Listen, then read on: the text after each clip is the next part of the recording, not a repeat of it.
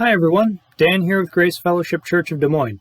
This is the first installment of a video series on the book of Genesis, which is what we're going to be studying in my Connect class on Sunday mornings. We're just going to be going in a little bit more in more depth, in more detail in the actual class, with a little bit of ability to respond to each other, right? A video can only convey so much. So we're looking in Genesis at some of the metaphoric meaning of Genesis.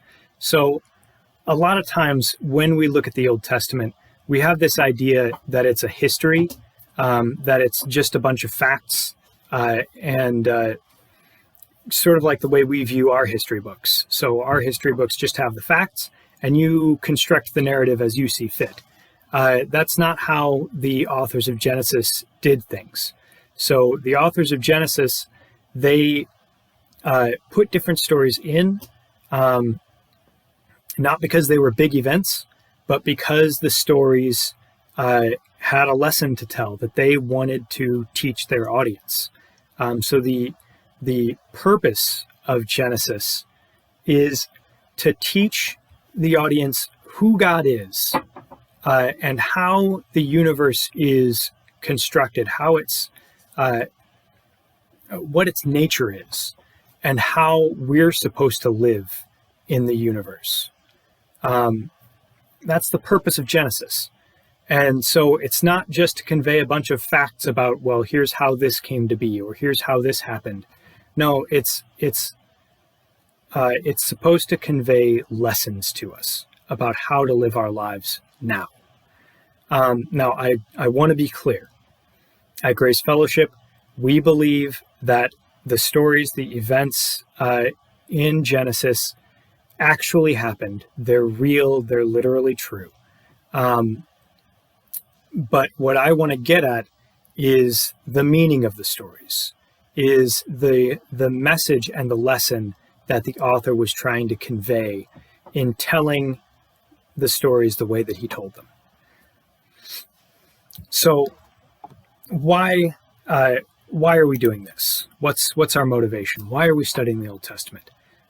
In our culture today, and in secular culture, and even in the church as well, there's this idea of the Old Testament as being outdated, as being barbaric, as being difficult to understand. And sometimes it is difficult to understand. I mean, parts of it were written over 4,000 years ago. So there's a lot that we don't understand about the Old Testament. But there's a lot that we do understand, and there's a lot that we can get out of it. And that's because of the power of narrative. We have a tendency to focus on the New Testament because it's easy to pull truths out of it. It's easy to pull doctrines and sort of how the world works out of the New Testament. But the problem is that our brains don't work that way. Our brains don't work based on just propositional statements. Just, well, here's a statement about the world, right? Okay, great. Your brain says, well, what do I do with that? So what we need to really affect us at a gut level, deep down, is story. So the reason for this has to do with the way that we work. Stories have a lot of power, and that's because we're active people. Our brains are active. We perceive things in an active way. Neuropsychologists have actually found this out, that when we look at an object, we don't actually see just an object and then figure out a meaning based off of that. What we actually see is either a tool or an obstacle or something that's irrelevant. And a lot of times the irrelevant things we don't even perceive. They're just kind of background noise, and our brains don't even register that they're there until they become either a tool or an obstacle. And so that's how our brains work. We look at the world around us, we have an understanding of the world around us, and then we have some goal for how we want the world to be that's different from the way it is. And we plan out a sequence of behavior. And all of this is done just instantaneously, and our goals shift as we walk through our sequence of behaviors because new information comes up. And that's what this is. So as we're walking through our sequence of behaviors, a lot of times new information comes up, and that's this anomalous information. And that disrupts our plans. That causes some problems. It either shows us that we didn't understand how the world actually is, or it shows us that our goal for how the world should be is actually wrong. And we have this disintegration, this descent, as we're trying to process this anomalous information, because it could mean anything. We don't know what it means. And so we're trying to process this, and we descend into chaos. And chaos is the unknown. And so we go into the unknown, and we try to understand this new information and integrate it into our understanding of how the world is and of how the world should be. And when we get that integration down pat, once we understand the information that kind of burst into our lives, we come out with a new understanding of how the world is, and a new goal, and a new planned sequence of behaviors. And we're doing that constantly, all the time, as new information comes up, even trivial little examples. Right? So you might be, walking through a room, looking at the way that where you're supposed to go, and not paying attention to what's right in front of you. And you might bump your shin on the coffee table, right? And then that's the anomalous information. You have a descent into chaos, where maybe you cuss a little bit because your shin hurts. And then you integrate the knowledge that, oh, there's a coffee table there, I need to walk around it. And you come up with a new planned sequence of behavior. You walk around the coffee table and to your destination. So that's a very trivial example, but that's at the heart of every story. Is we see this person who has an understanding of the world that's faulty, and a goal that's maybe not the best goal. And as a result, they, disaster strikes, and they fall into chaos, and they struggle around for a while, and then they learn their lesson, and they integrate that new knowledge, that lesson that they've learned, and gives them a new view of the world and a new goal. And then they have a new sequence of behavior that they have planned out.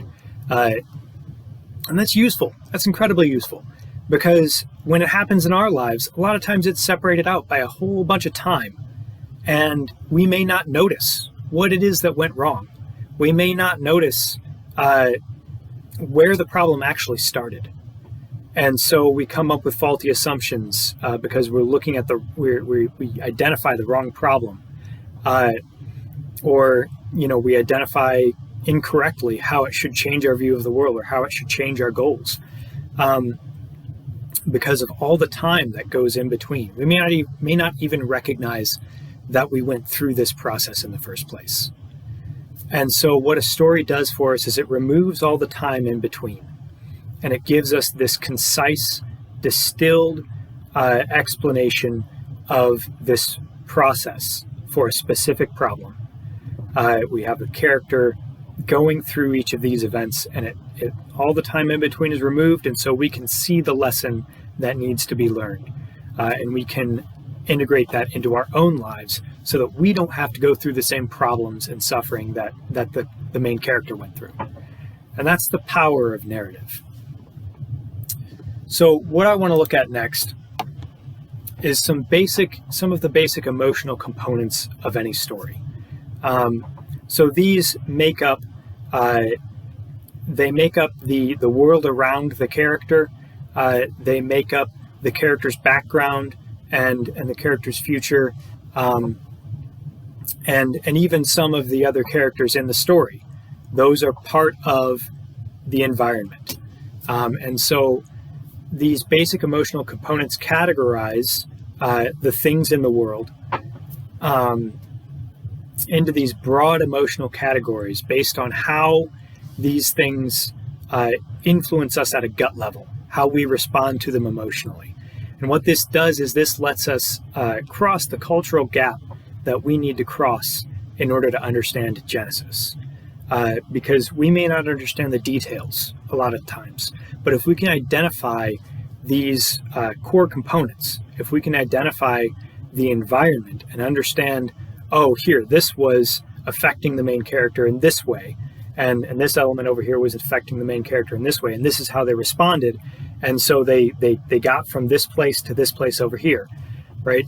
And so that lets us then understand the story, understand the narrative and the lesson, even if we don't always understand all the details.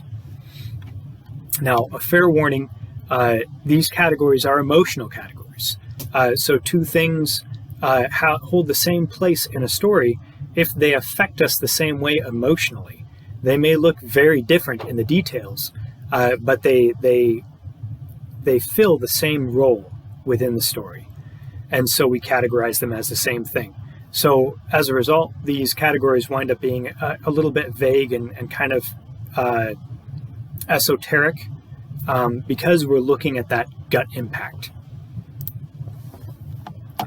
So this here is a diagram of the core elements of any story.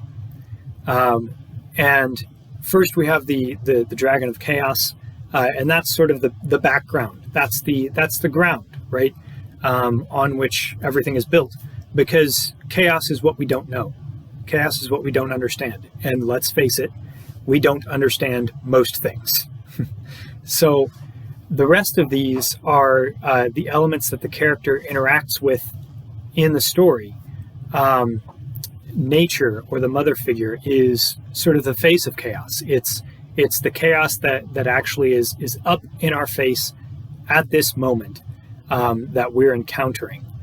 And it has a positive element and a negative element. Same thing with all of these other ones. So the father figure, which is also represents culture, has positive elements, a positive aspect and a negative aspect. And then finally the individual, that's the main character. This is the son figure. They have a positive aspect and a negative aspect. So let's look at each of these in a little bit more detail. And I'll give an example of each one in some of the popular films and stories of our culture. So the first is the Dragon of Chaos. And this is just all the things that we don't know. And a dragon, the amazing thing about dragons is that they're actually fairly consistently depicted throughout different cultures. They're this amalgamation of different predators. So they have snake-like characteristics. They're lizards. They can fly like a bird, like birds of prey. And they have a mane, and they have paws. Their paws and claws are shaped kind of like lions.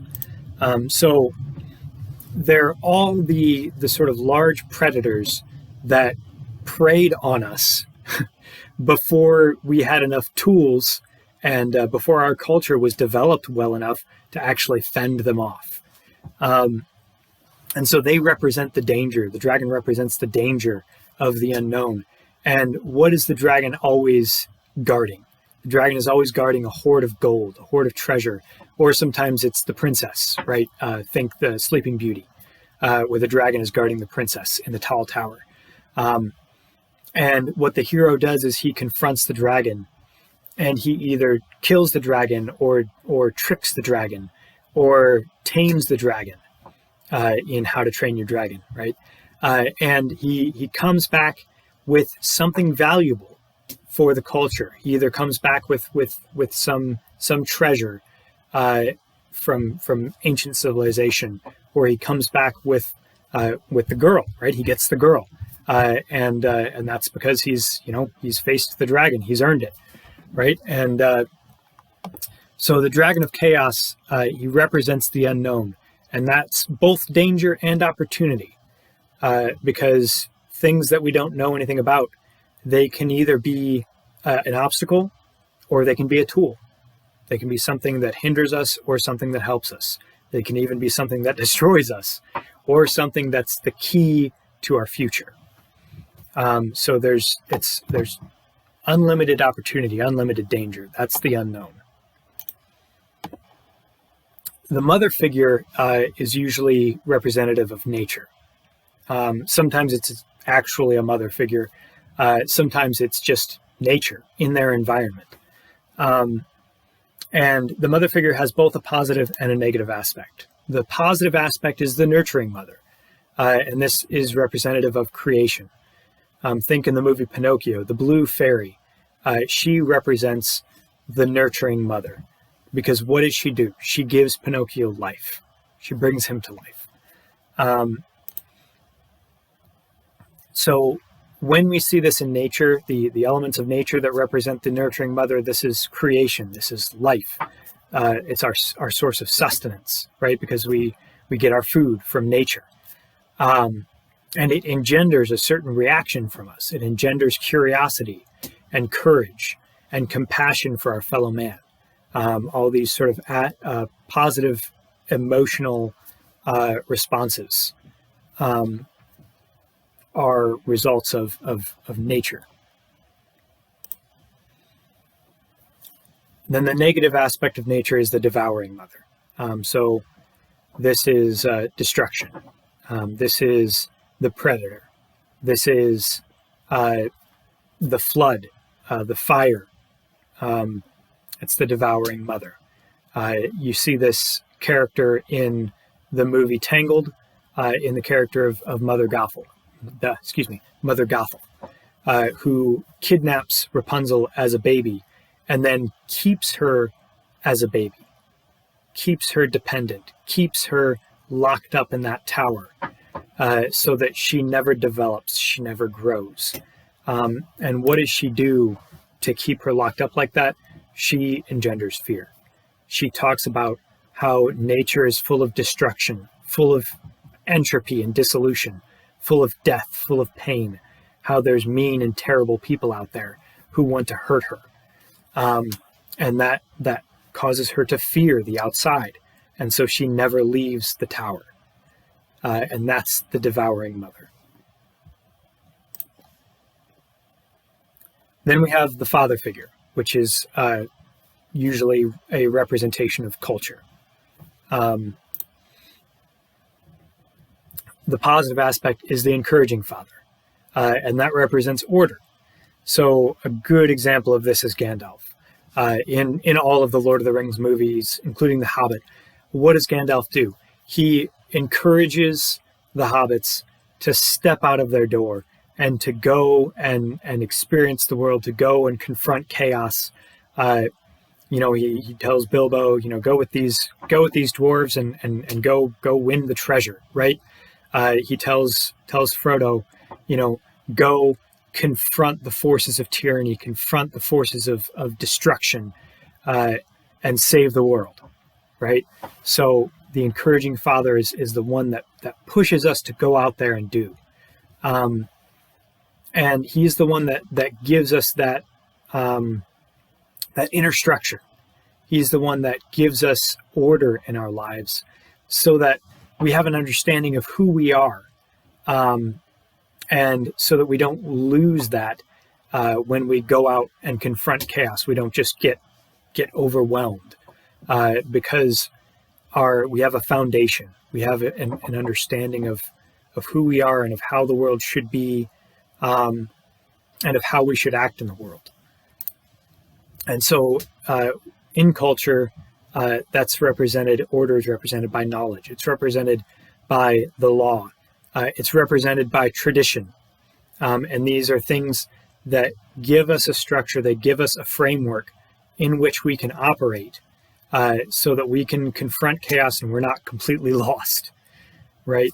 And this develops in us reason, the ability to discern truth from fiction, the ability to see when something isn't making sense, and the ability to make sense of things.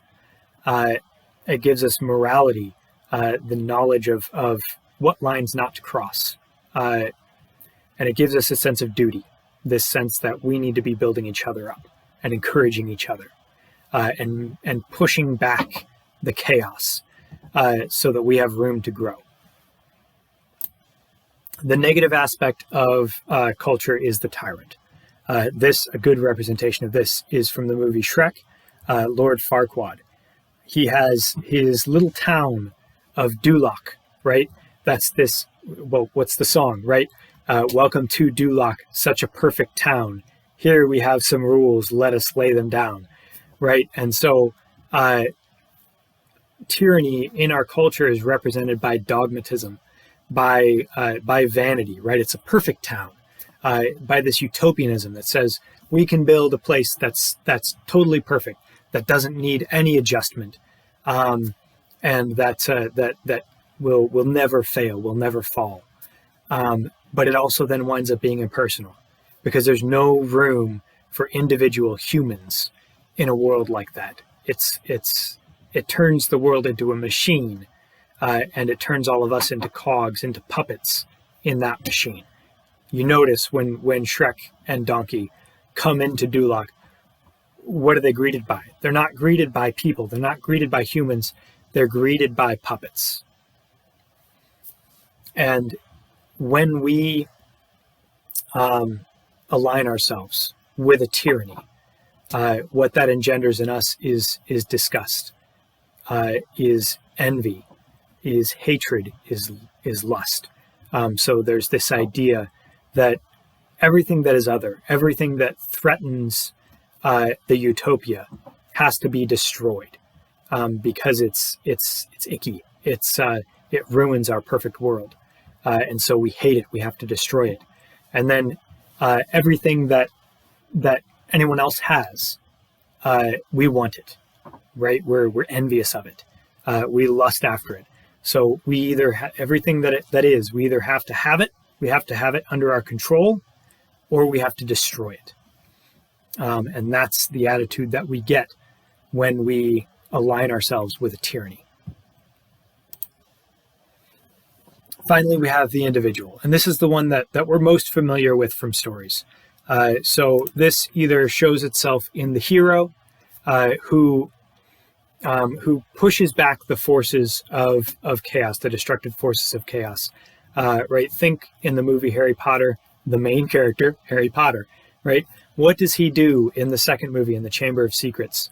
There's this basilisk that's found its way through the cracks in this orderly system, in this the school, and is causing chaos, is causing destruction, is freezing students, and takes Ginny and kidnaps her.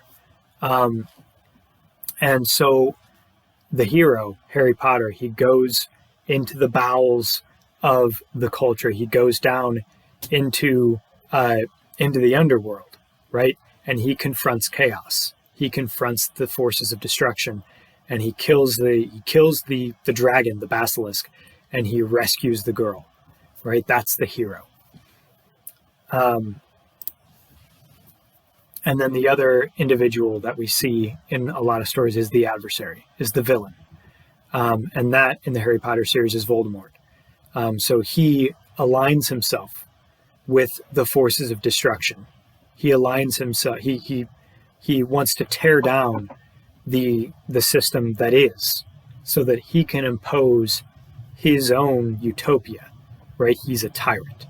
He wants to impose utopia.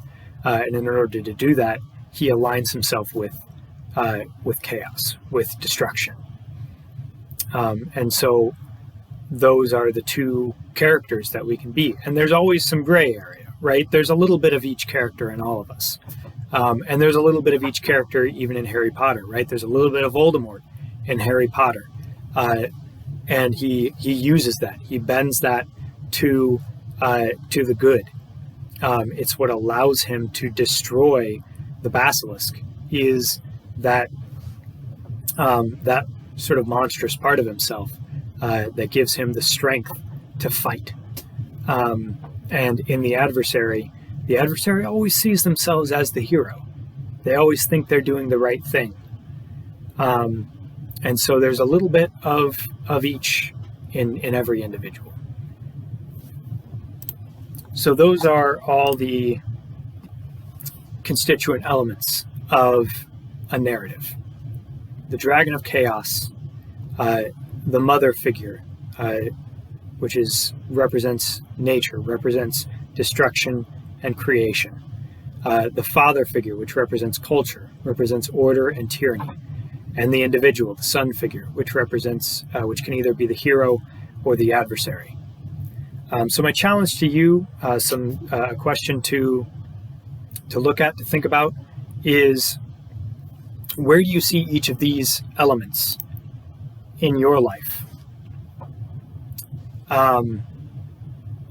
And maybe some homework to do is think about some of the stories that you grew up with, or some of the stories from today, and try to identify a mother figure, right? The nurturing mother, the devouring mother. Try to identify the encouraging father and the tyrant. Try to identify the hero and the adversary, and figure out what it is about that character that puts them in that category. And sometimes it's not even a character, right? Sometimes it's the environment around them, right? Like maybe society has become tyrannical, or maybe society has descended into chaos and is falling apart, is becoming a victim of the cultures or of the forces of destruction, and that's what the hero has to confront. So try to identify that in some stories that you can think of, and try to identify those things in your own life, and identify things that you can have an effect on. Identify aspects of tyranny that you can actually change. Not something in the government, right, that you can do a protest about, right? Something that you can actually change, something that's inside your field of influence, right at home. So look for forces of tyranny that you can breathe new life into, and change to order, and look for forces of destruction that need to be stopped, so that order is secured, so that the people around you can grow. So thanks for listening, and we'll see you next week.